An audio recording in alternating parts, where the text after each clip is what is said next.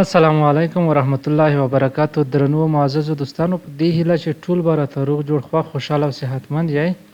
دوستانو، غواړم ترڅو تاسو ته وښایم چې څه ډول تاسو کولی شئ ترڅو د ګوګل فورم له لارې چې کوم سوالونه کویز ټیسټ راکول کیږي هغه په مسلکي بڼه باندې موږ تاسو حل کړو ترڅو له کومو مشکلو سره مخ نه شو، په درسته معنا هماغه پیل کړو او پای ته یې ورسوو.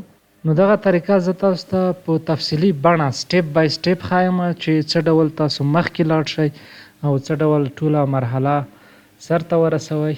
نو په دې هیله چې د ویډیو تر اخره پورې تعقیب کړئ انشاءالله په ډېرې اسانۍ سره موږ تاسو کولی شو ترڅو خپل سوالونه په بشپړه توګه حل او سبمیټ کړو. نو راځو موږ تاسو دوستانو لومړی لینک باندې کلیک کوو، کوم لینک چې موږ تاسو ته د یو پوهنتون یا د یو استاد لخوا راکول کیږي. لومړی راځو همغه باندې کلیک کوو. کله مو چې همغه لینک باندې کلیک وکړلو راساً موږ تاسو همغه کویز ته وړي، همغه سوالونو ته. نو هغه چې هر ډول سوالونه ترتیب شوي وو نو همغه سوالونه تاسو حل کوئ. مثلا شاید 4 جوابه وي، شاید لنډ ځواب وغواړي، یا شاید لانګ آنسر کویسچنز وي، یا ډسکریپټیو. په مختلفو بڼو هغه د همغه پوهنتون مربوط کیږي، همغه استاد چې په کومه بڼه سره دوی خپل سوالونه ترتیب کړي دي. نو تاسو ته لومړی لینک درکول کیږي د همغه کویز. نو دلته زما سره ورډ کې همدغه لینک را سره دی. تاسو ته شاید د واتساپ ګروپ له لارې لینک در ولیږل شي. تاسو په همغه لینک باندې کلیک کوئ، راسن تاسو کویز ته وړي. نو ما دغه د ورډ نه راکپي کړلو او ګوګل کې ما دغه لینک پیسټ کړلو او انټر مې کړلو. نو کله مې چې انټر کړلو موږ تاسو راسن همغه کویز ته داخل شولو. دغه د کویز هغه عملي بڼه ده. موږ تاسو کولی شو ترڅو اکاونټ یا ایمیل ادرس هم چینج کړو. دلته زما له وړاندې اخیستل شوی دی ځکه چې زه لاګین یم، نو زما ایمیل ادرس چې دی هماغه دلته موجود دی. نو که وغواړم نو د سویچ اکاونټ له لارې خپل ایمیل ادرس هم چینج کولی شئ.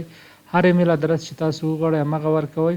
له هغې نه وروسته لاندې که راشو لومړی دغه سټار باندې چې کوم په نښه شوی سیکشن دی، سټار په دې معنی چې دلته تاسو حتما 100% باید معلومات داخل کړئ. که دغه مو داخل نه کړل نو نشئ کولی ترڅو مخکې لاړ شئ.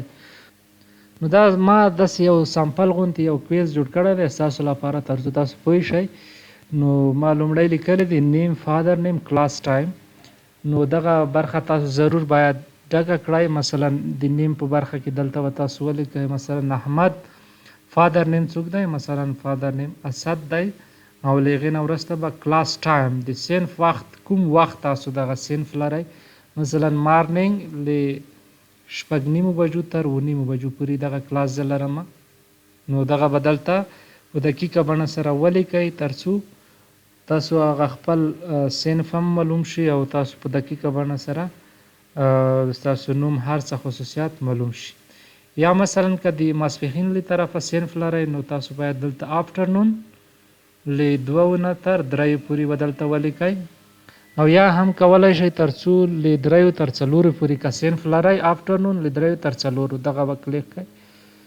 له هغې نه وروسته سوالونه شروع کیږي. دلته مثلا یو سوال دی. دغه سوال چې دی ډراپ ډاون سوال دی. په دې معنی تاسو دغه لیست باندې کلیک کوئ او دلته مختلف اپشنونه دي. دغه سوال مربوط چې کوم ځواب درست و همغه به تاسو انتخابوئ.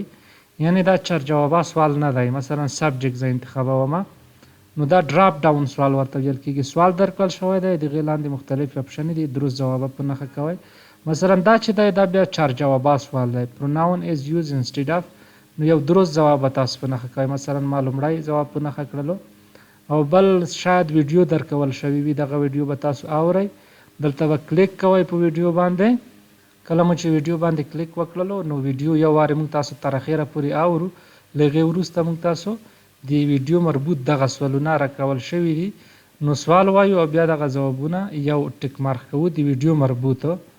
نو دا د دغه ویډیو مربوط کیږي. موږ تاسو چې کومه دغه ویډیو تر اخره پورې واورېدله، دغه سوال هم دغه ویډیو مربوط دی. نو دغه سوال به لومړی ولولئ او له هغې نه وروسته به تاسو ځوابونه په نښه کوئ کوم ځواب چې درست و. او شاید تاسو ته ډسکریپټیو کویسچن درکول شوي وي، شاید تاسو ته نور مختلف کویسچن درکول شوي وي. ټول په همدې بڼه باندې کولی شئ ترڅو خالی کوي. کله چې حل شول سبمیټ باندې به کلیک وکړئ او ستاسو ځواب چې کېږي سبمیټ کېږي. خو دلته موږ تاسو نه یو سوال پاتې دی چې دا سټار باندې په نښه شوی دی، دلته سټار موږ تاسو لرو. دغه سوال حتما باید حل شي. موږ تاسو یو آپشن انتخابوو او له هغې نه وروسته سبمیټ باندې کلیک کوو او مخکې ځو. نو موږ تاسو نیو کویز یور ریسپانس هاز بین ریکارډډ ویو سکور، موږ تاسو ځواب ثبت شولو ویو سکور باندې کلیک کوو. موږ تاسو خپلې نمرې اوس دلته لیدلی شو چې موږ تاسو کوم سوالونه غلط حل کړي دي او کوم دلته ټوټل پاینټس کې پاینټس خپلې نمرې هم لیدلی شئ او لاندې که راشو کوم سوالونه چې سم دي شین ټیک مارک ورکول شوی دی.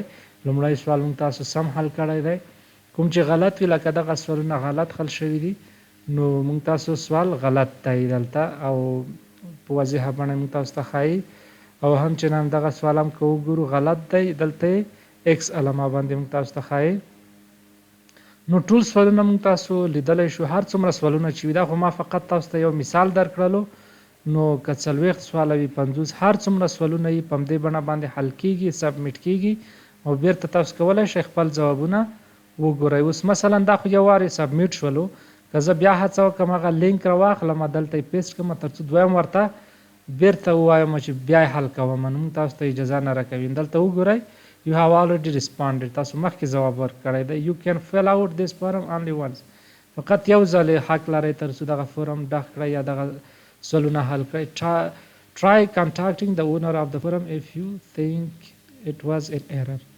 نو که چېرته مثلا بیا هڅه کوئ نو تاسو به حتما هغه چا چې دغه سوالونه درته لیږلي دي هغې ته به ووایئ تر څو هغوی بیرته اجازه درکړي. نو فقط یو وارې تاسو کولی شئ سوالونه حل کړئ. نو هڅه وکړئ په پوره دقت سره ټول سوالونه وګورئ او له هغې نه وروسته جوابونه هم وګورئ او په تفصیل سره په درسته بڼه سره یې حل کړئ. نو ډېره اسانه طریقه ده، کولی شئ دغه سوالونه په همدې بڼه باندې